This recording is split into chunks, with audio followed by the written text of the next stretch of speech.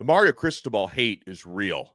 Once again, the national media finds a way to somehow inject Miami in a story Miami has absolutely nothing to do with for clicks.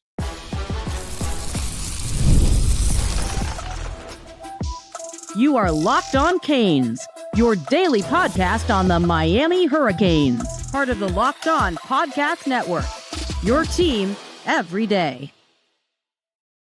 I am Alex Donno, University of Miami alumnus, co-host of Locked On ACC, and writer for Canes County at Rivals. And thank you so much to the everydayers for making Locked On Canes your first listen and your first watch today. We're available free wherever you get your podcasts. We're free on YouTube. We're part of the Locked On Podcast Network, your team every day.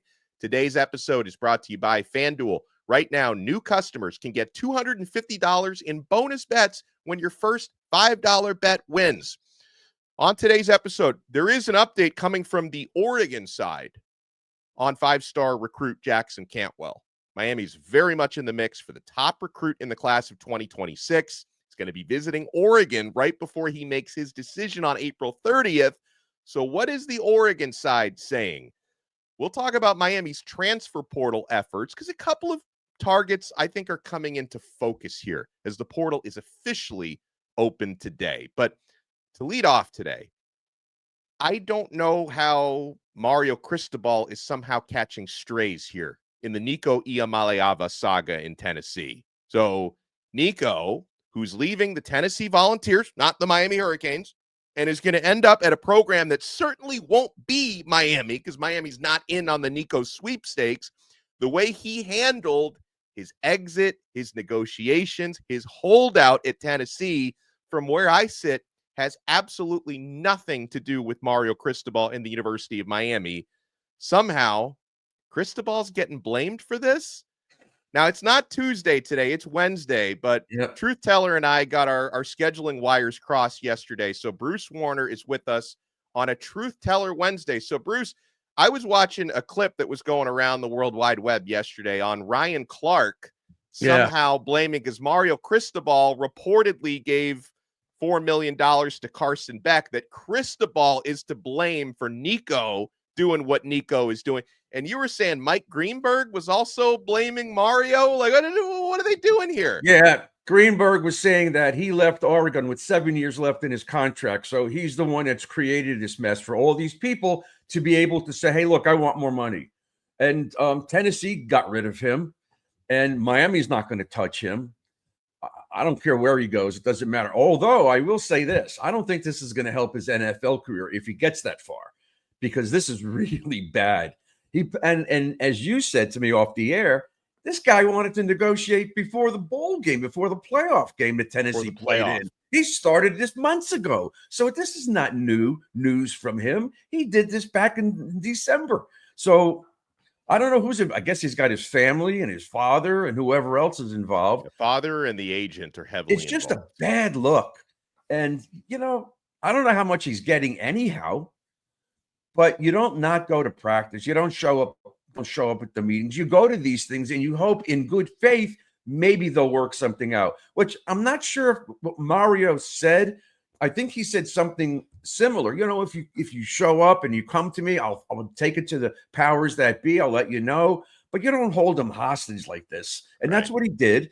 And it's a bad look. Now, if another guy does it or another guy does it, then there goes college football. Because I was never really a big fan of the NIL. I'm a fan of it if there's like restrictions and caps and things that you could have, but there is no cap. So if Mario gave Beck $4 million, I don't care if he gave him $50 million. Ryan Clark, that's not your money. What the hell do you care? That's not your money. Shut up and know what you're talking about, for goodness sakes. These ESPN guys, they don't stop. They hate Miami. But you know what? Yeah. That us against the world mentality is starting to come back around again. And maybe if Miami beats the hell out of Notre Dame and the Gators or whoever else they play this year, maybe they'll show them a little respect, because they don't respect Miami anymore. That has to happen. We need to get some more respect. Yeah, I think when guys like Ryan Clark and Mike Greenberg, when they find a way to make this story about Miami, it's calculated to me, because like they know that there are people out there who have their narratives against Mario Cristobal And certainly there are people out there that have their narratives against Miami. So they find a way to tie it back to Miami. And so you're going to blame Mario Cristobal because Mario Cristobal gave a completely different quarterback and a more proven quarterback, by the way, because if you compare the body of work of Carson Beck to the body of work of Nico, it's not even close. And we'll get to that. You're going to blame.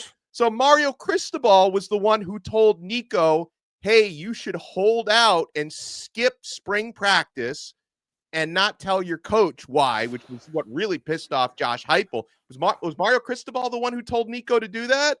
That was either a Nico decision, his father's decision, his agent's decision, a combination of the three. Yeah. That was not on Mario Cristobal. So all of a sudden, it's Mario Cristobal's fault. And Bruce, people love to, criticize Carson Beck because, he had the audacity to leave Georgia for Miami. But so Carson Beck, people talk about the down year that he had last year at Georgia. So Carson Beck's alleged down year last year, he threw for 900 more yards than Nico threw at Tennessee in his down year, right? Threw for almost 4,000 yards 2 seasons ago, 3,500 yards last year. And on Nico, by the way, I mean, let's not pretend. I know his team got to the college football playoff. Let's not pretend that was an MVP performance on his part. Right. Under pressure is where Nico has really struggled. 52% is around his completion percentage under pressure, and his yards per attempt is 4.9, which was near the bottom of the SEC last year. But I don't want to talk about him anymore, though. Who cares what he said? Enough. By the way, speaking of ESPN and the blabbermouths, this can't be true, but I did see a blurb about Stephen A. Smith thinks he could run for president. I mean, that ego must be loaded with helium. Boom, we keep putting the pump in there to blow his head up. He'll explode one of these days. President? Jeez. I mean, he's in a lot of hot water too over there with his lies and his comments. All right, let's get to the good stuff. Let's talk about Cantwell for a minute. That's a great story. I like that one. And I still think he's coming to Miami. Yeah. Well, do you want to know? Let's tease this for the other side, Bruce, because again, there is an update on Jackson Cantwell, and this one's coming from the Oregon side. And I'm really big on this. When I'm trying to figure out what's going on in recruiting, most of my contacts, of course, are on the Miami side of it, which is one perspective. I like to see what people from Oregon are saying, what people from Georgia are saying, because those are the other teams that are really in it on Cantwell. This was a notable update from the Oregon side. You want to keep it locked right here. We're going to talk about the number one recruit in the country right here on Locked On Canes. My friends, we are having so much fun, especially now that the NBA playoffs are about to start. We got our Miami Heat in a play-in game tonight in Chicago. Bulls are 1-point favorites. Let's see if our Heat can extend their play-in run into a possible playoff. And with the NBA playoffs being here, FanDuel is giving new customers an incredible way to get in on the action. Right now, when you join FanDuel and you place your first $5 bet, you'll get $250 in bonus bets if your bet wins. I love how FanDuel makes betting so easy, whether it's picking my favorite team or diving into player props. From three-pointers to steals to assists, FanDuel has so many ways to bet your favorite player props. Plus, after the game tips off, you can even combine your live prop bets into a same-game parlay for a chance to win big. Do not miss out. Head to FanDuel.com and claim your $250 in bonus bets today at FanDuel. Thank you so much for making Locked On Canes your first listen and your first watch today. For your next listen, make sure you check out Locked On ACC. Kenton Gibbs and I take you around the ACC every single day. We're talking transfer portal a lot this time of year. More on Locked On Canes in a bit. We'll be talking about Miami's transfer portal targets, but make sure you check out Locked On ACC, available free wherever you get your podcasts and available free on YouTube. All right, so Bruce, we've been sweating for the past couple of days, and we will continue to sweat through the rest of this month. Knowing he's not the only offensive lineman we've been talking about. There's another young man out there who we want to get here, and I don't want to go too far, but I did talk to his dad. You talk about Cannon Pickett? Are we gonna get him? We gonna get Cannon? I think so. I don't want to let the cat out of the bag, but I think so, yeah. But we'll find out. What we're really trying to do is I'm trying to get him to announce on our show. but we'll see. I don't know how Mario would like that, but still, maybe there's a way he could tell them he's coming, but not make it public, and we'll get him here. But we'll see. Well, I just want to make sure, because if we have, and we would love to bring Cannon Pickett on the show at any time, but like if we bring Cannon on to make his announcement on Locked On Canes, he better not pick Syracuse. Oh, well, I don't know about Syracuse. He better not put a Clemson hat on while we're doing Locked On Canes. We'll boot him right out of the virtual studio. And I hear the Gators are after him too. And why not? Gators too. Yeah, Miami, Clemson, and the Gators are the top 3 for Cannon Pickett. Yeah, well, I think there's only a top 1, but that's let him say it's not for me. Well, another offensive tackle before we talk about Jackson Cantwell. Like, I really like, and anybody should like him, Kenai Pepe from IMG Academy, 5-star. I think there's a lot of USC versus Miami smoke there. I know he plays at IMG boarding school. Like, he's from out west, so like USC is closer to home for him. So yeah, but it's one of those things. I mean, I'm not ruling out Miami. I think Miami's done a really good job with his recruitment. But on to Jackson Cantwell. Bruce, we've been sweating. We'll continue to sweat. But we only have to sweat for 2 more weeks because he's going to make his announcement on April 30th. Although, 5-star, even after he makes the announcement, you're going to have to keep recruiting him through National Signing Day, right? But he's visiting. Doesn't seem like the kind of kid that would just change his mind. If money is involved and Oregon's not forking up the money, why would he change his mind? And of course, if he picks Miami, it's probably because of Mario and Alex. So, right. Anyway, tell us your story. Offers. Yeah. All right. So here, I've been following again the work of people who cover the other schools that are in the mix, and Oregon has been a big area of research for me in recent days. And I think this is a significant update from Justin Hopkins, who's the editor of Scoop Duck, which is the On3 Sports Oregon site. He's covers all things Oregon sports and recruiting. And he wrote on the Oregon site, the big news of the early week here has been the changes to the schedule for 5-star offensive tackle Jackson Cantwell, who's squeezing in that Oregon spring game visit before he makes his announcement on April 30th. He says, let me be clear. Without this visit, I think it's pretty clear that Miami is the favorite, he says. And that might continue to be the case coming out of the visit. I'm not sure Oregon is prepared to match the offer on the table from Miami to land Cantwell. I know it's aggressive, he says, and Mario Cristobal has Cantwell high on his board, similar to the way Pena was when Mario was at Oregon. And to me, he says this isn't he's just going to Miami for the money thing. I mean, you can't really deny why an offensive lineman would go to Miami to play for a head coach with an offensive line background and his right-hand man, Alex Mirabal. He says for Oregon on this trip, they are going to have to figure out how aggressive they want to be here with an offer. I don't think they're shorting Cantwell, but every recruit has a value. Right now, you can consider me still slightly skeptical Oregon lands Cantwell, but we'll learn more coming out of his trip about Oregon's chances. So, I mean, reading that this morning, Bruce, it was very much in line with what I've heard about Cantwell for the past couple of days, that Miami should still be perceived as the leader, and Oregon's taking a big swing here right near the finish line. But I also agree with Hopkins. Like, from a Miami point of view, Bruce, I'm not taking a victory lap because, again, I don't know exactly what's going to happen on that Oregon visit. Like, I can say Miami seems to be in the lead right now, and Miami has done a more consistent job with his recruitment versus Oregon, who's trying to take the big swing at the end. But until we get out of that Oregon visit, I'm not ready to, claim any sort of Miami victory. We'll have to wait and see. Didn't you hear this particular word the other day when this story broke about him going? It seems to me that Oregon had to convince him to go out there. That's the word I heard, the word convince. Not like, hey, we still want to come out and visit you. They contacted him and said, hey, we want to come out here? And he said, okay, I'll go. That's how it looked to me. So to me, using common sense, it seems like Miami's the team to beat. And I don't know if money's I don't know how much more money that's on the table now would have to go to him for him to say, I don't want to play for Mirabal. I don't want to play for Cristobal. I don't want to follow in, Mao and Noah's footsteps and Penny Sewell, who was in Oregon, but it was still I was a Mario guy. I mean, I don't know, where's he from? Missouri?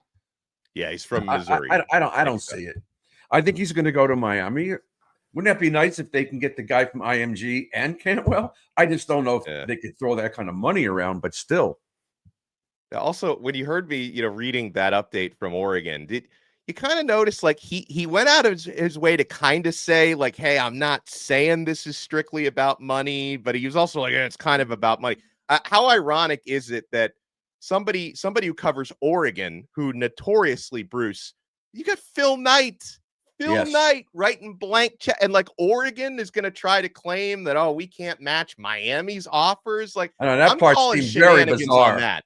Right. Yeah, I'm That's calling BS. to me, and because this is a common tactic of like the Florida State media and fans, where it's like anytime we lose out on a recruit, it's because of course Florida State is the best place to be in the country. So if we lost out on a guy, he must have gotten a bigger bag somewhere else. Like it's a coping mechanism, is what it is. Right, and you know what? That's the nature of it now with this NIL stuff. There's going to be fingers pointed everywhere. Meanwhile, before the NIL, there were fingers pointing at Bama, Auburn, Georgia, LSU, all these teams, with all this under the table stuff that they got these guys and these street agents. Street agents now are really not much of a big deal anymore. It's most real agents are representing these guys. So, look, we have 2 more weeks to go. I'm feeling pretty good about this. Really good about this.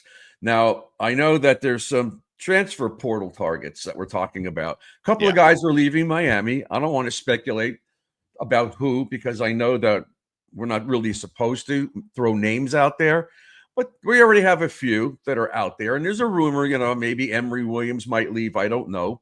I just don't know. But you have some names that you want to throw out that might be coming here. So do you want to do that now, or do you want to come back after the break and do that?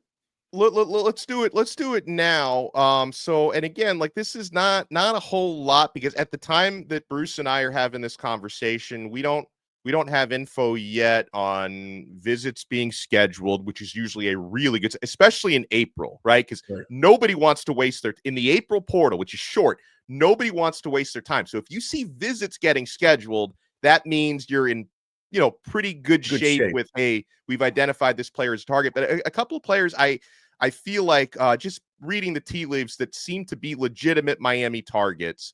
One of them being the safety out of Florida, Gregory Smith III, who he's young. He's got a lot of potential, though. I mean, 6'4", 215 is a big safety, and he and Will Harris are really tight, Bruce. So I think he seems like a definite target.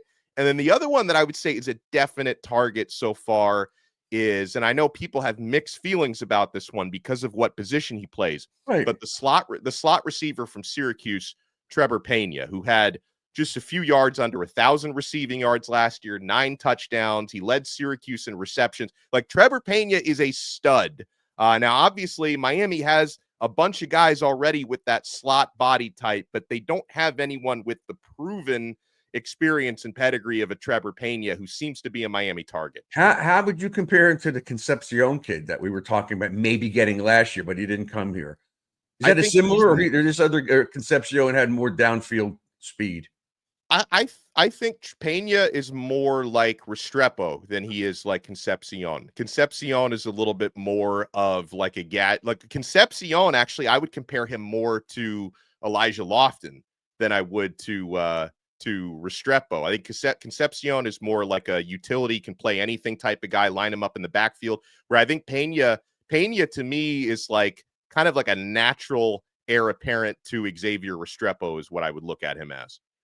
Yeah, so's Malachi Tony, and so's Ray, supposedly. Yeah. And they did pretty well in the spring game. So, yeah, it's a debatable thing. I always thought we still need another go-to down-the-field receiver because Josh Moore's only a true freshman.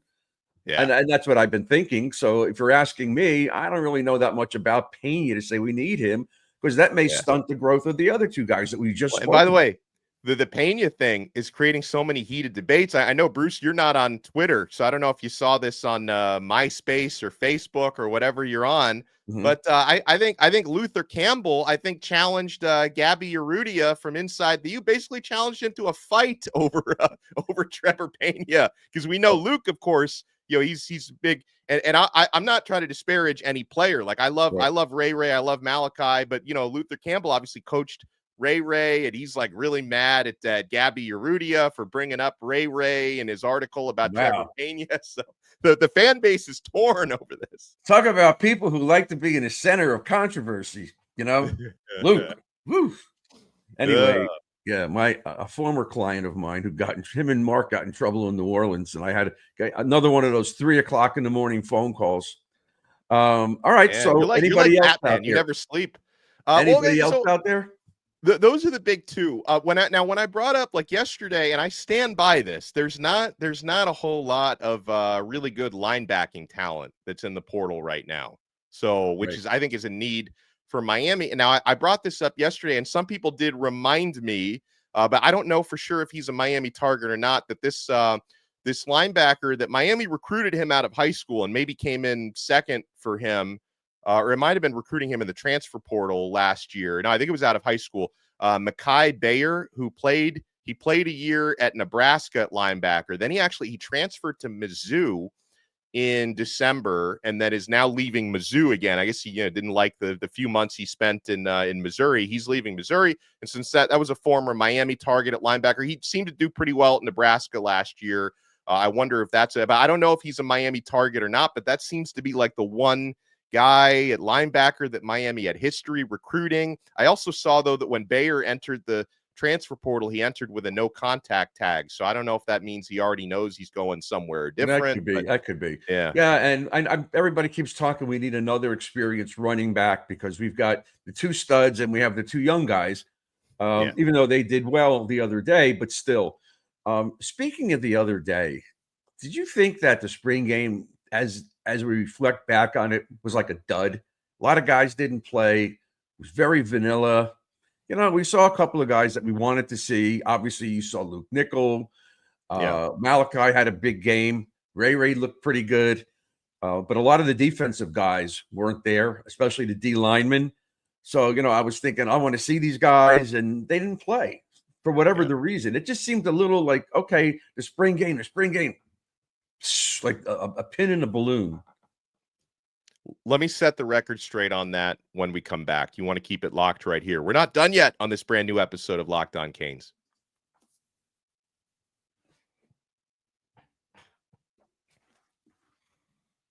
Thank you for making us your first listen and your first watch. For your next listen, make sure you're checking out Locked On NFL Draft. I mean, we're going to be checking it out. Our guy, Cam Ward, is about to be the #1 overall pick. Yep. I saw he was doing a stream on the video game Fortnite, and I guess he was like dropping a lot of names of like Tennessee players that he thinks are really good Titans players. Looks like he knows where he's going. We all know where Cam Ward is going. Yeah. So like on the spring game, Bruce, I think it's to me, it's a sign of what I don't love this, but every program in the country pretty much has really started to diminish what they show you and who they put on the field in spring. Do you know why? Do you know why? Why? You go through all the spring, you finally put on the equipment, you're playing, you're hitting, and then the spring game is, what are you trying not to show your plays and your schemes and things? That's what they say. That's what they say. That's what they're saying. That's what they're saying, that they're afraid to show too much and they're afraid to show too many different guys because, with the portal opening up a few days later, they all say it, that they're basically, these coaches are, and Mario has not said this, by the way, so I'm not trying to put words in his mouth, but coaches who have spoken on it have basically said they don't want to put their top players out there on display and put too much film out there. And like, they're the top players. Where are they going if they're the top? What do you think? Bane's going to leave? Seriously, I don't think so. I hope not. They're going to leave.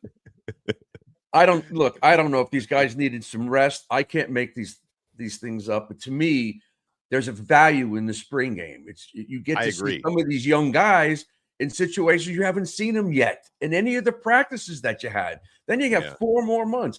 Does Mario think that everybody's going to see? If Miami plays a 2-6-3 on the defense, oh my God, Miami's playing with 2 D. I mean, come on. Who cares if you see it? I don't see. Well, Just and I think, play. the way that Miami handled it this year, they put I think more than usual into the Saturday before when they Yeah. did the scrimmage. That apparently That was like nobody the gets real to spring see. game. That nobody That gets yeah. to see. That Right. And nobody gets to see, that they treated the previous Saturday, which again the fans were not invited to it, nor was the media, by the way. I would have loved to have been a fly on the wall in there. yeah. But the previous Saturday was like the real spring game where they ran their plays and everybody participated. So I mean, it's this again, I can't emphasize this enough. This is not a Miami thing. It's happening. Everybody around the country is approaching it this way. Maybe not Deion Sanders because he goes to the beat of his own drum. He Right. might be still, really emphasizing a He spring game. wants But to this is play other teams. he does, yeah. Which I love that idea. I would No, love that. I don't like the idea. What Really? are you gonna, I mean, if Notre Dame come down here with all their Yeah. equipment and all this stuff, or any one of these teams, I mean, I don't care for. I don't, because you don't know what's going to happen in something like that. You may have Yeah. some violence or something bad could happen. That's true. If you've got your own team there, you can blow the whistle and hey, cut this crap out. But Yeah. I like when they used to go to Lockhart, or even they did it sometimes at the Dolphin Stadium. Now you're down to Cobb and there's less people there, and I don't know. I just thought it was important for the fans because the I fans agree. get screwed Yeah. on a lot of this stuff. Just like Well, when I said that, and it wasn't televised this year. right now it wasn't televised. I had to sit Yeah. home and watch Let's Make a Deal. No, I'm only kidding. And again, Bruce, like it's changed so much from last year. So last year, Miami spring game was televised. I think almost every ACC school had their spring game televised. Only 2 of them did it this year. Only Georgia Tech and Virginia were the only ones who had their spring game. Everybody else opted not to. So Okay.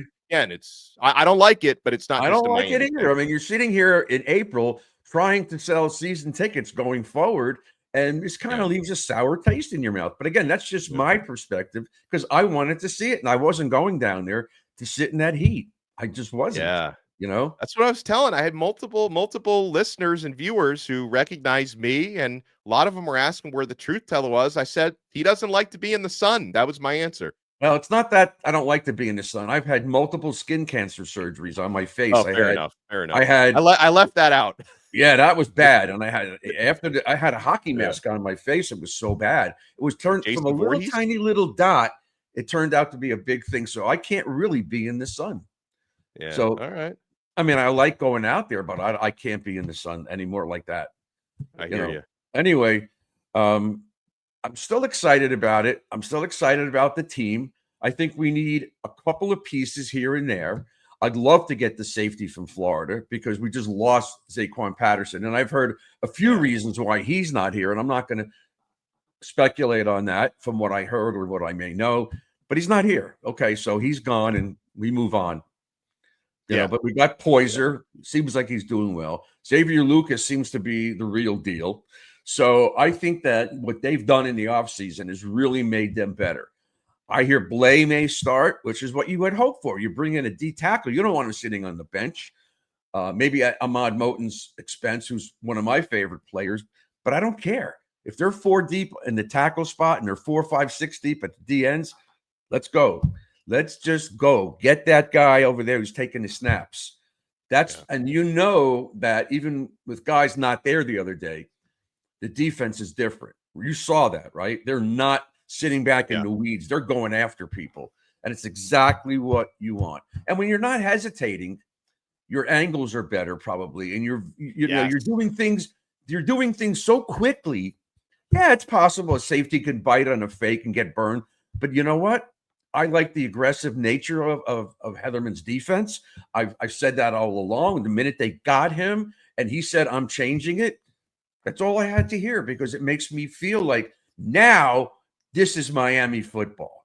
Not what it was. Sure as hell not what it was when D'Onofrio was here. That's for sure. That was like watching paint dry. That was horrible. So there's a lot to look forward to this year, and I am a lot less worried about Carson Beck now than I was when they first got him, when they said he's not playing in the spring and we don't know when he's coming back. He's already throwing. He is. So I feel 1,000,000 times better about that. Do I worry about the receivers? Yeah, I'm still worried about the youth of the wide receivers. And I keep hearing they're looking to find another experienced guy. So if it's Pena, great. I don't really care about his position. I just want there to be more go-to guys, guys with experience, guys that can block, and guys that'll help out when the play breaks down and they're not lost. And he's probably that type. Yeah, he is. Well, we appreciate everyone making Locked On Canes your first listen and your first watch today. We appreciate the Truth Teller. It's a Truth Teller Wednesday. It's you're taking over the entire week now. You're like NFL football. You're going to be on every day of the week pretty soon. Yeah, I got to make one quick statement. My mother-in-law is not doing well. I'm sorry. Hospice is in her room. It's not good. I only hope that if she goes peacefully. It has not been pleasant.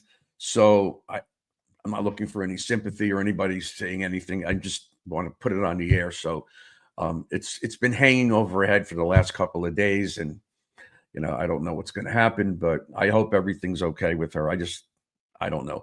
But anyway, off of that, next week we're back on the air. I want to try to get some more guests. I've been working on a few of these guests. I mean, I could have had, I've been talking to Hannah Cavender. I'm working on getting some more guests. It's a slow part of the season. Now we're really in the slow part of the season, right? I don't think we are. I mean, for first full day of the transfer portal, I don't think we are. Yeah. I think the slow part of the season is like, maybe like 1 week in July when there's not a whole lot going on, like whenever the next like dead period is in recruiting before practices start. But till then, we are redlining, man. And if we hear more about the transfer portal, we will have updates throughout the day on Locked On Canes. And by the way, Truth Teller, I will certainly be praying for your mother-in-law, and I hope everyone in the audience is. So yeah. Oh, one last quick God comment. bless her. No significant injuries in the spring, right? That you know of? Not that I know of, no. And that's major. That is major because in the history of this team, the last 10, 15, 20 well, years, they're actually the one. Jackson. What was the tight end? Carver. Jackson Carver. Carver. That was like early in spring. Yeah. Okay. Yeah. Okay. Yeah. But all right, you guys. Anyway, great being here again with you, Alex, and we'll see you again next week. What day? I don't know. Could be Monday. Could be Tuesday. Now it should be Truth Teller any day instead of Tuesday. Any day. Exactly. Well, we'll talk to everyone next time on another episode of Locked On Canes. We are part of the awesome Locked On Podcast Network. Your team every day.